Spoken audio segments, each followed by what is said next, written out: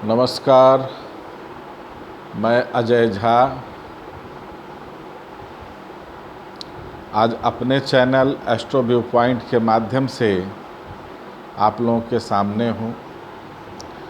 अपने उद्गार को मैं अक्सर व्यक्त करता रहता हूँ, भारतीय सभ्यता संस्कृति सनातन धर्म से संबंधित। मन बड़ा व्यथित होता है अखबारों में, न्यूज़ चैनल्स पे जब मैं देखता हूँ कि लाशों को बहते हुए, जो लाश है वो कभी जीवन रहा होगा, वो किसी का भाई रहा होगा, किसी का पति रहा होगा, किसी का बाप रहा होगा, किसी का बेटा रहा होगा, किसी का पड़ोसी रहा होगा, किसी अच्छे पद का व्यक्ति रहा होगा, कभी कोई बहुत रसूख वाला व्यक्ति भी हो सकता है। लेकिन इस तरीके से लावारिस होकर के उसकी लाश का बहना, ये सही में हम लोग को सोचने को विवश करता है कि हम किस समाज में रहते हैं और कौन सी प्रगति हमने किया है। जीवित का ख्याल नहीं रखा जाता, मरने पर ख्याल नहीं रखा जाता, और हम अपनी पीठ खुद थपथपाते हैं कि हम बहुत सिविलाइज्ड हैं, हम बहुत सुसंस्कृत हैं। अगर इसको सुसंस्कृति कहा जाता है तो लानत है ऐसी संस्कृति जिसमें ये स्थिति है कि पशुओं के जैसे इंसान का शव गंगा जी में बह रहा है, ऊपर से कौवा नोच रहा है, किनारे लगने पर कौवा, कुत्ता, सियार सब नोच रहा है, नीचे से मछलियाँ नोच रही। यही उसका परिणति होना था क्या? ऐसी परिणति कौन चाहता है? कोई नहीं चाहता है। लेकिन इसके लिए विवश क्यों होना पड़ता है, ये प्रश्नवाचक चिन्ह है। अगर हम अपनी संस्कृति पे गर्व करते हैं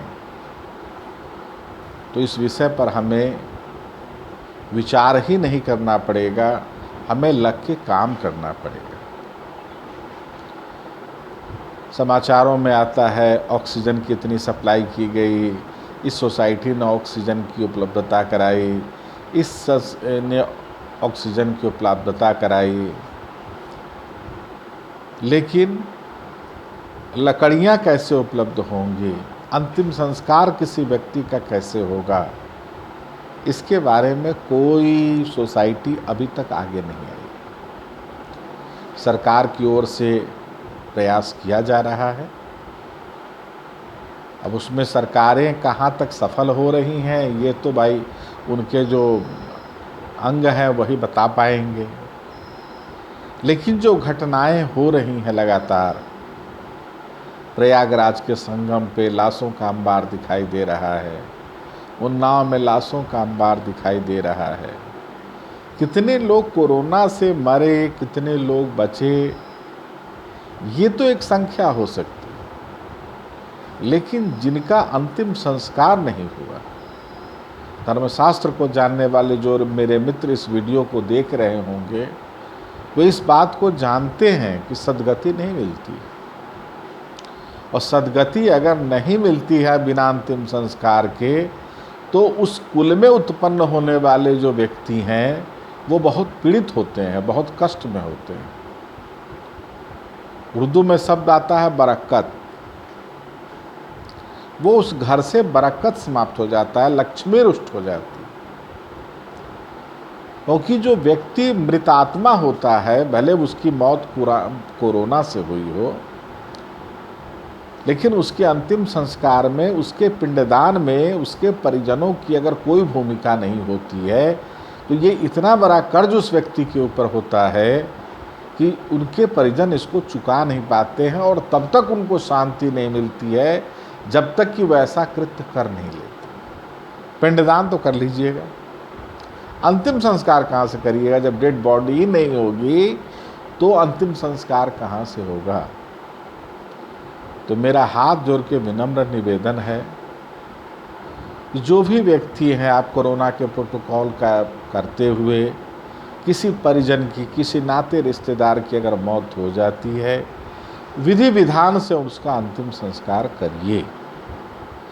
ज़रूरत पड़े तो सरकारी सहायता भी लीजिए, लेकिन ऐसा मत करिए कि आपका और आपके आने वाले पीढ़ियों की दुर्गति हो जाए। हम लोग ज्योतिष में हैं, इन चीज़ों को अक्सर देखते हैं कि लोग पितरों के दोष से कितना अधिक कष्ट पा रहे हैं। तो ऐसी स्थिति आपकी भी ना हो, और आपको पता इसके बारे में तब चलेगा जब आप अपना बहुत बड़ा नुकसान कर चुके हों। उससे पहले ना आप जाइएगा ना आपको ही बताएगा। तो ये स्थिति ना आवे, इसके लिए परिजनों का, नातेदार, रिश्तेदार, अड़ोसी पड़ोसी जो भी हैं, यथासंभव उनके अंतिम संस्कार को निश्चित रूप से करवाइए उस डेड बॉडी।